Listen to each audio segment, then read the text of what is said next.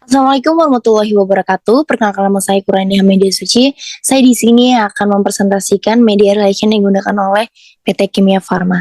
Sebelumnya di sini saya akan menjelaskan secara singkat company profile dari Kimia Farma. Kimia Farma merupakan perusahaan jaringan pelayanan laboratorium medis dan klinik terbesar di Indonesia. Kimia Farma hadir melayani seluruh pelanggan dari berbagai segmen dengan dukungan para dokter, perawat, plebotomis, ATLM, radiografer, dan bidan yang kompeten dan tersertifikasi. Kimia Farma berkomitmen untuk terus menjaga dan memperbaiki kualitas mutu layanan, ketepatan hasil pemeriksaan dengan alat-alat laboratorium yang terkini, modern, dan secara rutin dikalibrasi oleh lembaga terpercaya, serta dilengkapi dengan sistem yang canggih dan terintegrasi sehingga data pelanggan dapat terjaga kerahasiaannya.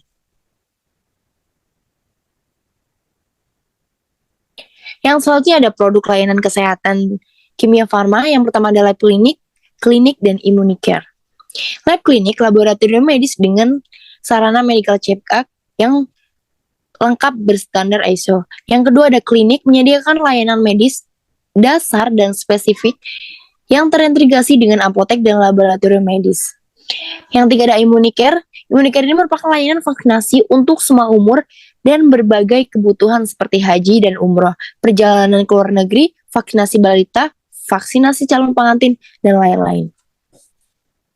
Berikutnya media relation yang digunakan oleh PT Kimia Farma. Yang pertama ada majalah internal GMKF, yang kedua ada website Kimia Farma, yang tiga ada koran, yang keempat ada televisi, dan yang kelima ada buku. Aktivitas media Kimia Farma yang pertama ada majalah internal GMKF 2022 menyongsong tema peluang dan tantangan Kimia Farma di tahun 2022.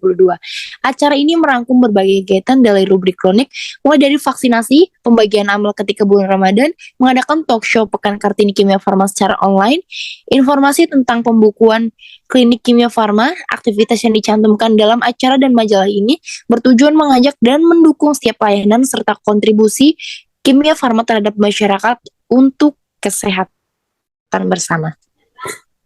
Yang selanjutnya ada website. Melalui website, Kimia Farma menyebarluaskan informasi bahwa perusahaannya stop sementara penjualan obat cair dikarenakan adanya senyawa kimia yang mencemari obat sirup.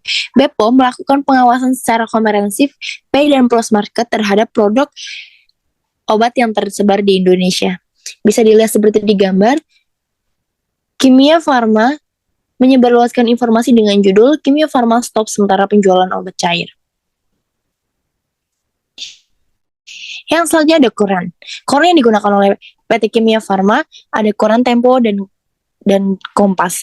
Koran yang memberitakan tentang Kimia Farma, memberikan informasi penting seputar Kimia Farma mulai dari obat-obatan atau aktivitas yang dilakukan oleh PT Kimia Farma.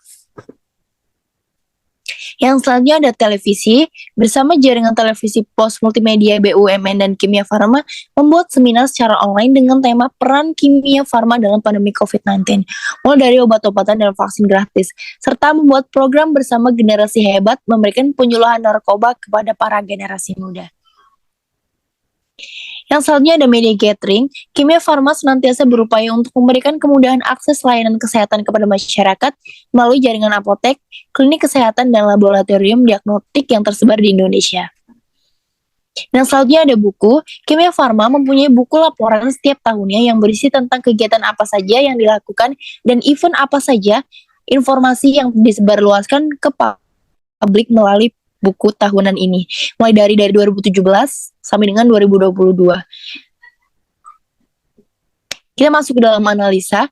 Dari beberapa fakta yang diperoleh, PT Kimia Farma melakukan aktivitas media relation dengan berbagai media, antara lain yang pertama media cetak seperti majalah dan koran, media elektronik seperti TV, media online seperti website dan blog, maupun artikel. PT Kimia Farma melakukan aktivitas media relation untuk menyebarluaskan informasi seputar layanan kesehatan kepada masyarakat dengan bantuan media.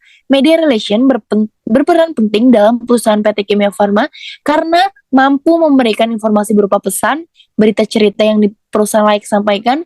Dengan bantuan media memiliki dampak yang besar bagi reputasi perusahaan dan kemajuan perusahaan. Apabila media memberitakan hal-hal yang buruk, dapat menjadi bumerang yang berbahaya bagi perusahaan. Yang terakhir kesimpulan, Kesimpulan dari PPT ini merupakan aktivitas media dan strategi perusahaan kimia farma dalam menyebarluaskan informasi menggunakan media banyak ditempuh dengan berbagai cara, mulai dari media cetak, online, media massa, maupun media elektronik.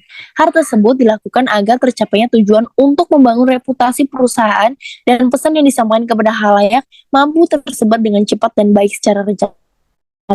Oleh karena itu, adanya media relation dengan perusahaan mempermudah perusahaan untuk melakukan apa yang ingin mereka sebarluaskan. Untuk itu, perusahaan harus bisa